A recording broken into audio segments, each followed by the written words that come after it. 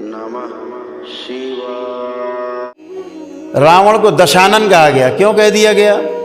इसलिए कह दिया गया कि हमारा जो पहला चक्र है, हमारी कुंडलिनी से जब यात्रा शुरू होती है सहस्रार तक मूलाधार से, तो मूलाधार में कमल के 4 पंखुड़ी बताई गई। 2 पंखुड़ी इधर, 2 पंखुड़ी इधर, 4 पंखुड़ियाँ बताई गई। स्वादिष्ठान में 6 पंखुड़ियाँ बताई गई, 3 इधर 3 इधर कमल की। लेकिन मणिपूरक पर जो नाभि के पास चक्र है, नाभि के आसपास, उस चक्र का नाम है मणिपूरक चक्र।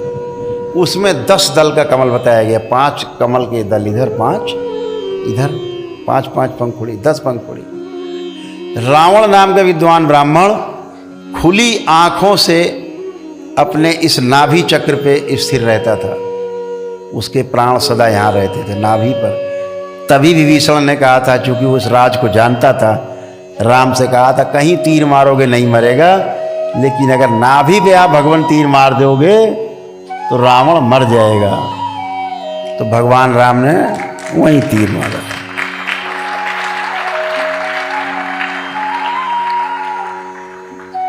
हम आंख खुली रखते हैं, आप सब तो मूलाधार में रहते हैं। मूलाधार कहाँ है? मल और मूत्र द्वार के बीच में जो जगह नीचे, हम मूलाधार स्थिर है, ऐसा माना जाता है। खुली आंखों से वहां रहते हैं। आंख बंद करके चलते हैं तो ऊपर को चलते हैं। खुली आंखों से हर व्यक्ति वहां रहता है। रावण कहाँ रहता था? नाभि पर, खुली आंखों से। इसलिए रावण को दशानन कहा गया। दशानन, 10 कलाओं का ज्ञाता, 10 कलाओं का ज्ञाता थे रावण। इसके ऊपर आता है मणिपूरक ऊपर अनाहत चक्र। अनाहत 12 दल का कमल है यहाँ पर। इसीलिए भगवान राम को कहा गया 12 कलाओं के अवतार। सुना होगा आप लोगों ने, 12 कलाओं के अवतार क्यों कहा गया? राम एक ऐसे योगी थे, महायोगी, खुली आंखों से अनाहत चक्र पे निवास करते थे। आंख खुली है, रहते यहाँ थे। इतने बड़े योगी थे। महान ऋषि परंपराओं का संरक्षण उन्हें प्राप्त था। गुरु वशिष्ठ जैसे, गुरु विश्वामित्र जैसे गुरुओं का सानिध्य उनको प्राप्त था। उनसे शिक्षा दीक्षा उन्होंने पाई। और आपको पता है भगवान श्री कृष्ण को योगेश्वर क्यों कहा जाता है? इससे ऊपर एक चक्र है यहाँ पर, इसे बोलते हैं विशुद्धि चक्र। ये जो विशुद्धि चक्र है, ये 16 दल का कमल है। इसीलिए भगवान श्री कृष्ण को, क्योंकि वो खुली आंखों से यहां निवास करते थे, सबसे ऊपर, इसीलिए उन्हें 16 कलाओं का अवतार कहा जाता है।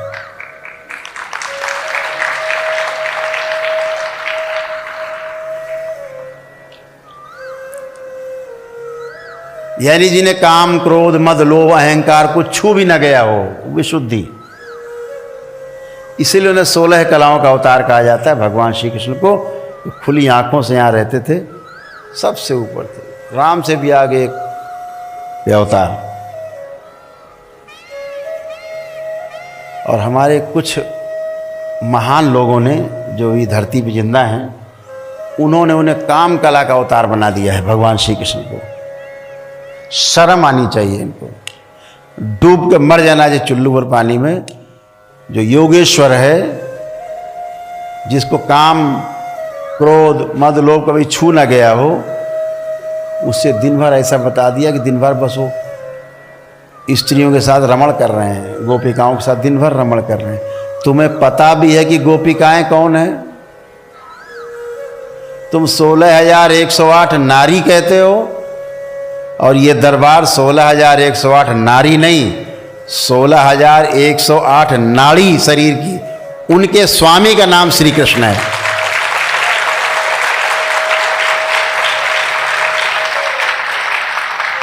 जैसे पति को स्वामी कह दिया जाता है, तो भगवान श्री कृष्ण को क्या कहा गया? 16,108 नाड़ियों के स्वामी, जिनके नियंत्रण है नाड़ियों पर, एक एक नाड़ी पर। उनके शरीर की एक भी नाड़ी बगैर उनकी इच्छा के धड़क नहीं सकती थी, उनका नाम योगेश्वर श्री कृष्ण है। और आप उन्हें 16,108 नारियों का पति बताते हो। शर्म आनी चाहिए। इतना ही नहीं, ये भी लिख डाला सबके 10-10 लड़के, एक एक लड़की उत्पन्न हुई। हद है भाई। आगे पढ़ो तो आपके नीचे से पैर धरती खिसक जाएगी। एक ही काम था उनके पास। तो महाभारत तुमने लड़ी, इतने दैत्य मरवाए जीवन काल में, तुमने मरवाए थे। यही काम करते रहे बेचारे। आगे पढ़ो तो धन्य हो जाएगा। उस योगेश्वर को, जिन्होंने इस देश को नहीं पूरे विश्व को दिशा दी, वह ग्रंथ जिसकी कसमें अदालत में खाई जाती हैं हाथ रख के, उस ग्रंथ का नाम है गीता, श्रीमद् भागवत गीता।